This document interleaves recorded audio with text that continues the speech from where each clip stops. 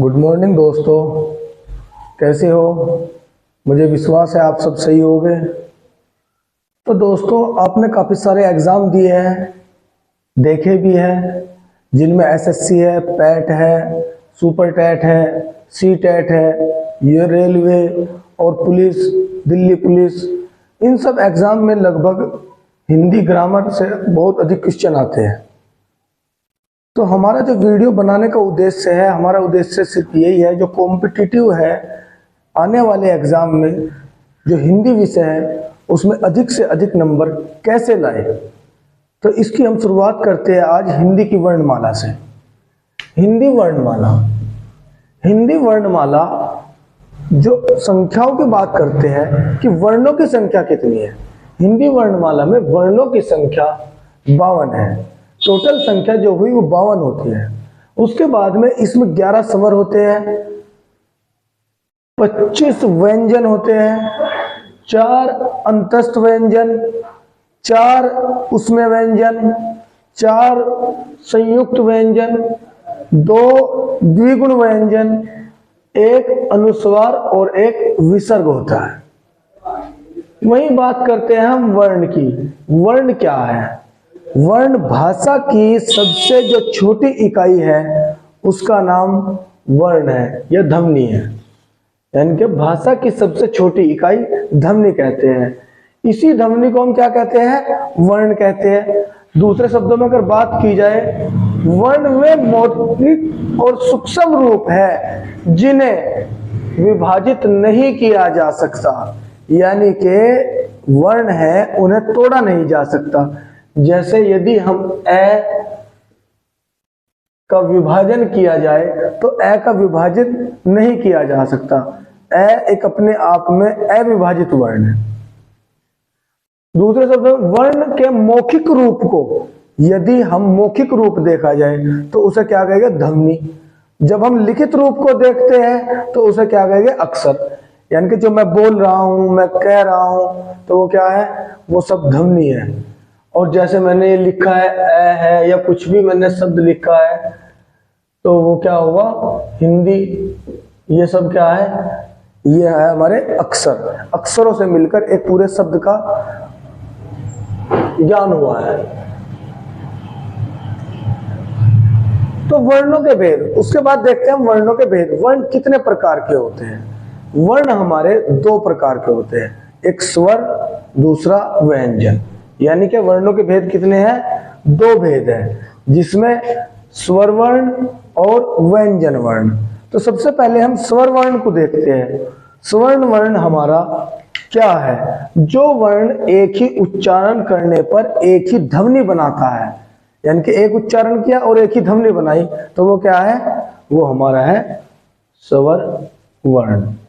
ये जैसे ए, ई, उ, ये वाले छोटे वाले ए, ई, उ, तो ये क्या हुए? हमारे सिर्फ क्या करेंगे? उच्चारण में एक ही ध्वनि बनाते हैं। वहीं दूसरी बात देखते हैं हम, जो हमारे स्वर है उनकी संख्या अक्सर पूछी जाती है और बच्चे उसमें क्या करते हैं?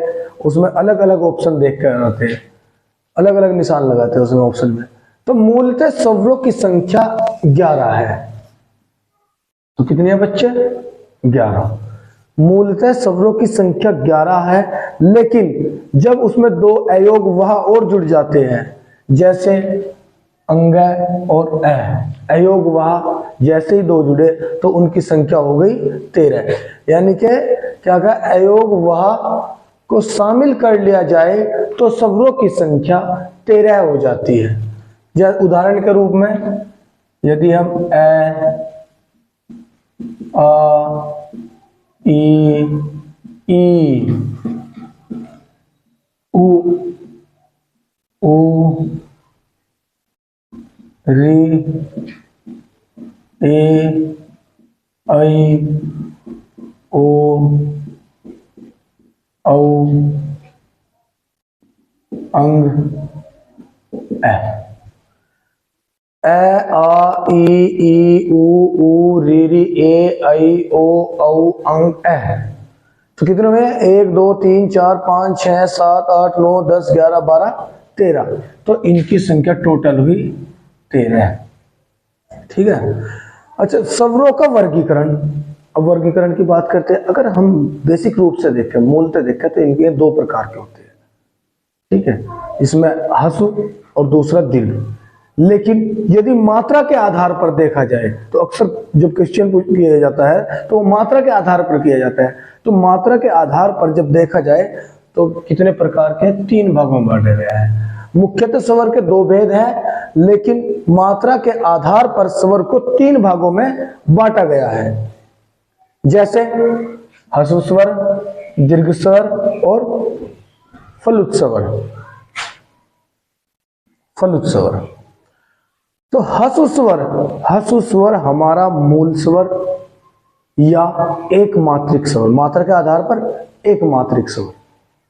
मात्रिक जिन वर्णों के उच्चारण में कम समय लगता हो, क्या लगता हो, कम समय में, क्या होते हैं, हसु स्वर।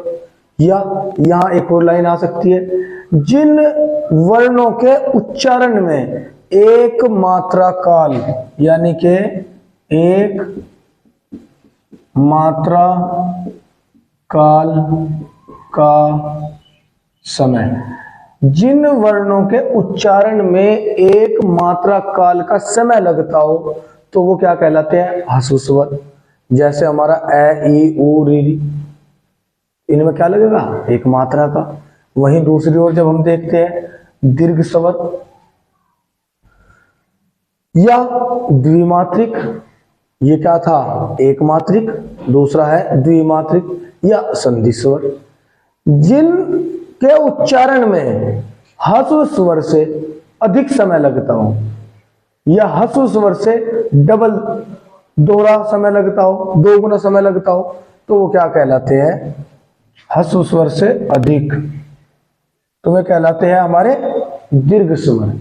जैसे आ, ई, उ, ए, ऐ, ओ, औ, ये सारे क्या हुए हमारे दीर्घ स्वर।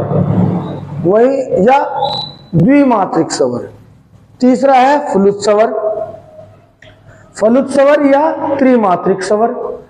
फलुत स्वर जिन स्वरों के उच्चारण में 3 मात्रा काल या दीर्घ स्वर से अधिक समय लगता हो तो वो क्या कहलाते हैं, फलुत या त्रिमात्रिक स्वर। ठीक है। जैसे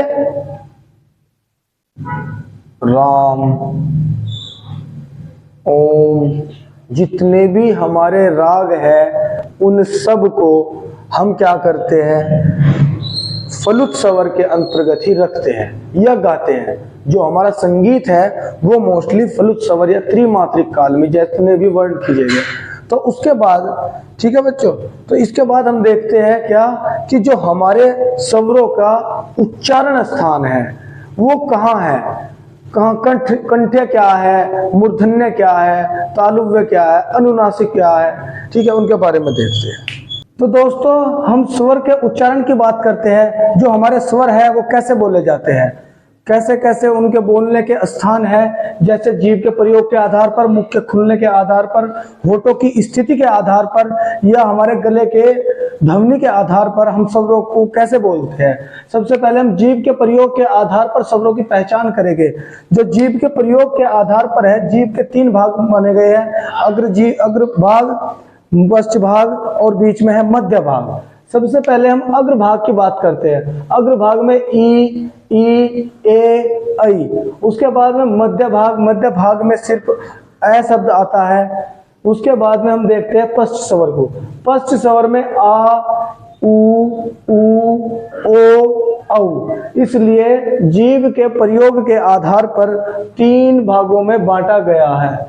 वहीं दूसरा देखते हैं हम मुख के खुलने के आधार पर स्वर कैसे बोले जाते हैं। जो मुख होता है हमारा, मुख के खुलने में कि मुख विवर्त है, अर्ध विवर्त है, संवत है, अर्ध संवत है, तो उसके आधार पर देखते हैं। जब हम सबसे पहले देखते हैं विवर्त में आ और आ के ऊपर अंक की बिंदी होती है, चंद्र बिंदु, ये वाला तो ये 2 है। उसके बाद देखते हैं अर्धविवर्त। अर्धविवर्त यानी कि हाफ ओपन, तो उसमें ए औ और आ कौन सा वाला, सिर्फ चांद वाला। उसके बाद में संवर्त यानी कि क्लोज, जब हमारा मुख कुछ बंद होता है। उसमें देखते हैं ई उ। और उसके बाद जब देखते हैं अर्ध संवर्त। अर्ध संवर्त में हमने क्या देखा, उसमें ए ऐ और ओ है, तो उसमें भी 2 हमारे क्या होते हैं, स्वर होते हैं। अब देखते हैं होठों की स्थिति के आधार पर स्वर कितने प्रकार के होते हैं। उसमें होते हैं 3 प्रकार के, जैसे सहज जब हम आराम से बोलते हैं, या वर्तुल जब थोड़ा सा मुंह खुलता है, अर्धवर्तुल। इनके बारे में देखते हैं। सहज में अवर्तुल में ई ए ऐ। वर्तुल में देखते हैं उ ओ औ। और उसके बाद में अर्धवर्तुल में एक अकेला वर्ण है जो हमारा आ है।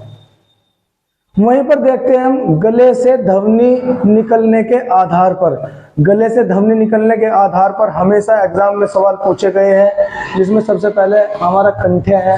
कंठ्य में ए वर्ण आता है और ए के साथ आ, तो इसका मतलब ये 2 वर्ण ऐसे हुए जो हमारे कंठ से बोले जाते हैं। दूसरा हुआ तालुव्य, इसमें आता है ई वर्ण। उसके बाद है मूर्धन्य वर्ण। मूर्धन्य वर्ण में री स्वर आता है। उसके बाद में ओष्ठ, जो होठों के खुलने के आधार पर देखा जाता है, तो उसमें उ और उ, ये 2 वर्ण आते हैं। वहीं अनुनासिक यानी कि जो हमारे नाक से बोले जाते हैं, या जिन्हें हम नासिक के वर्ण भी बोलते हैं, तो उसमें है अंग। ये हमारे जितने भी है, ये हमारे स्वरों की बात हो रही है। उसके बाद करते हैं कंठ तालुव्य। कंठ तालुव्य में ए और ऐ। कंठ तालुव्य मतलब जो हमारे कंठ से और तालु से बोले जाते हैं, में 2 वर्ण हैं, ए और ऐ। वहीं पर देखते हैं कंठोष्ठ। कंठ और ओष्ठ से मिलकर बना है कंठोष्ठ, तो इसमें जो 2 वर्ण हैं उनका नाम है ओ और औ।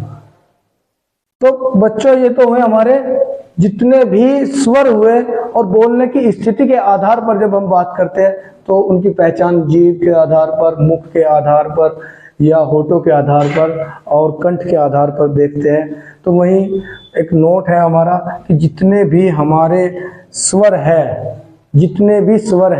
वे सब के सब सघोष स्वर हैं। एक तो होता है हमारा घोष, दूसरा होता है अघोष। तो कमेंट बॉक्स में आप अघोष के बारे में बताओगे अघोष क्या है। और एक चीज देखी थी हमने इससे पहले कि मात्रा काल क्या होता है, इसके बारे में आप बताओगे कि मात्रा काल क्या होता है। कमेंट में लिख कर बताओ। नेक्स्ट वीडियो आपकी जो होगी वो होगी आपके व्यंजन क्या, उस पर आधार पर।